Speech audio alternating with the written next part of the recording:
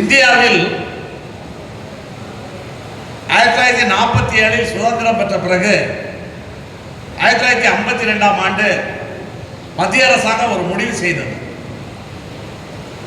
இந்திய நாடு முழுவதும் பொது போக்குவரத்தை உருவாக்க வேண்டும். அதனால் அரசு சார்பாக போக்குவரத்து நிறுவனங்களை துவக்க வேண்டும் என்று மத்திய அரசு முடிவு செய்து ஒரு சட்டத்தை நிறைவேற்றியது.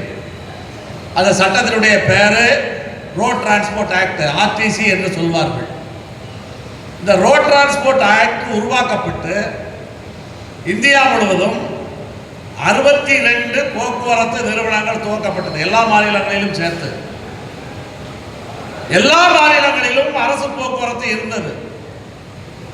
எல்லா மாநிலங்களிலும் அரசு போக்குவரத்து வளர்ச்சி பெற வேண்டும் என்று மத்திய அரசாங்கம் நிதியும் கொடுத்தது. அதாவது ஒரு போக்குவரத்து கழகத்தை இல்லாட்டி அரசு போக்குவரத்தை உருவாக்க வேண்டும் என்றால் அதில் 50% நிதியை மத்திய அரசாங்கம் கொடுப்பது என்று முடிவு செய்து ரோட் டிரான்ஸ்போர்ட் ஆக்ட் உருவாக்கி இந்தியா முழுவதும் 62 போக்குவரத்து கழகங்கள் உருவாக்கப்பட்டது. ஆனால் இன்றைக்கு இந்தியாவிலே உயிரோடு இருக்கக்கூடிய போக்குவரத்து கழகங்கள் எத்தனை அப்படின்னா 62ல் கிட்டத்தட்ட 30 செத்து போச்சு. மீதி 32 பெயரளவுக்கு ஓடிக்கொண்டிருக்கின்றது. பெயரளவுக்கு 32 போக்குவரத்து கழகங்கள் ஓடிக்கொண்டிருக்கின்றது. இந்த பெயரளவுக்கு ஓடிக்கொண்டிருக்கக்கூடிய 32 போக்குவரத்து கழகங்களில் இந்தியாவில் மிகச்சிறப்பாக மிகவும் வலுவாக ஓடிக்கொண்டிருக்கக்கூடிய ஒரு போக்குவரத்து கழகம் என்றால் அது தமிழ்நாட்டில் உள்ள நம்முடைய போக்குவரத்து கழகங்கள் தான். இதெல்லாம் செத்து போச்சு. நீங்கள் கேரளத்திலே இடதுசாரி ஆட்சி தான் நடக்கின்றது. அங்கே கூட போக்குவரத்து கழகங்களுக்கு பல்வேறு விதமான பிரச்சனைகள், பல்வேறு விதமான சிரமங்கள். காரணம் என்ன? ஏன் போக்குவரத்து கழகங்கள் செத்து போச்சு? என்ன காரணம்? ஒரு மிக முக்கியமான காரணம், இந்த போக்குவரத்து கழகங்கள் லாப நஷ்டத்துக்காக இயக்கப்படுவதில்லை. இது ஒரு சேவைத்துறை என்று அறிவித்தார்கள். நீங்க மோட்டார் வாகன சட்டம் இருக்கிறது, motor vehicle act. Motor vehicle ஆக்ட்ல சாப்டர் 6 ஒன்று இருக்கு, 6வது பிரிவு. அந்த சாப்டர் 6ல அரசு நடத்தக்கூடிய போக்குவரத்து கழகங்களுக்கு என்று பிரத்யேகமான சில உரிமைகள் வழங்கப்பட்டிருக்கு. இப்ப திடீர்னு ஒரு திருவிழா நடக்குது.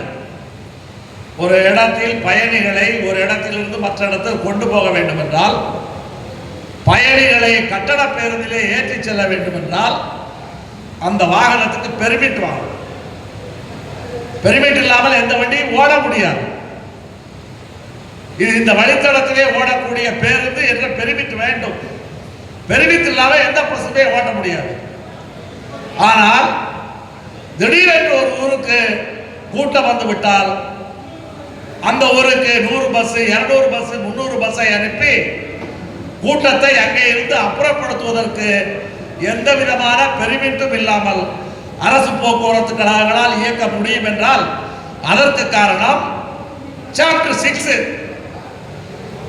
ஏற்கனவே ஜெயலலிதா ஆட்சி காலத்திலே அரசு போக்குவரத்து கழகங்களை தனியார் மயமாக்குவது என்று அந்த அரசாங்கம் அரசாணை போட்டு 50% வழித்தடங்களை தனியாருக்கு கொடுப்பதற்கு முடிவு செய்தது.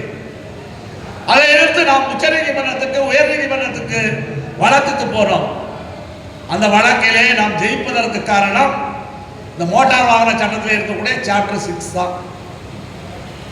சாப்டர் 6க்கு விரோதமாக அரசினுடைய வழித்தடங்களிலே தனியார் பேருந்தை இயக்க முடியாது. இப்படி சாப்டர் 6ஐ கொடுத்து அதுல இன்னொரு காரணம் என்ன சொல்றாங்கன்னா, மக்களுக்கு குறைந்த கட்டணத்தில் ஃப்ரீக்வென்ட் சர்வீஸ், கூடுதல் பயண வசதியை கொடுப்பதுதான் அரசு போக்குவரத்து கழகங்களுடைய நோக்கம். இப்போ குறைந்த கட்டணத்தில் கூடுதல் பயண வசதியை கொடுப்பதுதான் அரசு போக்குவரத்து கழகங்களுடைய நோக்கம். அந்த நோக்கத்தை நிறைவேற்ற வேண்டும் என்றால் எல்லா கழகங்களுக்கும் கட்டுப்படியான கட்டணம் நிர்ணயம் செய்ய வேண்டும். கூடுதல் கட்டணம் நிர்ணயம் செய்யக்கூடாது. இது மோட்டார் வாகன சட்டத்திலேயே சொல்லப்பட்டிருக்குது. மோட்டார் வாகன சட்டத்திலேயே சொல்லப்பட்டிருக்கிறது. இன்றைக்கு தமிழ்நாட்டில் ஓடக்கூடிய தனியார் முதலாளிகள் 2 மாதங்களுக்கு முன்னால் உயர்நீதிமன்றத்துக்கு சென்று பஸ் கட்டணத்தை உயர்த்த வேண்டும் என்று வழக்கு போட்டு ஒரு தீர்ப்பு வாங்கி வைத்திருக்கின்றார்கள். ஆனாலும் கூட தமிழக அரசு உயர்த்த மறுக்கின்றது. காரணம் என்ன? போக்குவரத்து என்றால் அது குறைந்த கட்டணத்திலே மக்களுக்கு கொடுக்க வேண்டும் என்பது பொதுவாக எல்லோரும் ஏற்றுக்கொள்ளப்பட்ட விதி. இப்போ குறைந்த கட்டணத்தில் இப்படி சேவை வழங்கும் பொழுது அதனால் ஏற்படக்கூடிய இழப்பை போக்குவரத்து கழகங்களுக்கு அரசாங்கங்கள் தரவில்லை. நீங்கள் இந்த கார்பரேஷன் பூரா செத்து போனதுக்கு அதுதான் காரணம். கார்பரேஷன் இல்லாமல் போனதுக்கு அதுதான் காரணம். அரசாங்கம் இழப்பீட்டை தரவில்லை. இந்த இழப்பீட்டை தராத நிலையில் எல்லா கழகங்களும் எல்லா போக்குவரத்து நிறுவனங்களும் நெருக்கடியை சந்தித்து அழிவை நோக்கி சென்றன. நம்முடைய போக்குவரத்து கழகங்களும் ஒரு 15 ஆண்டுகளுக்கு முன்னாலேயே அழிவை நோக்கி செல்வதற்கான சூழல் உருவாகிவிட்டது. இப்படி அழிவை நோக்கி செல்வதற்கான சூழல் உருவான நிலையில் இந்த அழிவை தடுத்து நிறுத்துவதற்கு என்ன செய்வது என்று நாம் உருவாக்கிய கோரிக்கை. இந்தியாவிலேயே ஒரு தொழிற்சங்கம் வரவுக்கும் செலவுக்குமான வித்தியாச தொகையை போக்குவரத்து கழகங்களுக்கு வழங்க வேண்டும் என்று ஒரு தொழிற்சங்கம் கோரிக்கை. சிஐடி தான் தமிழ்நாட்டில் நம்ம சம்மேளனம் தான், வேறு எங்கும் வைக்கவில்லை.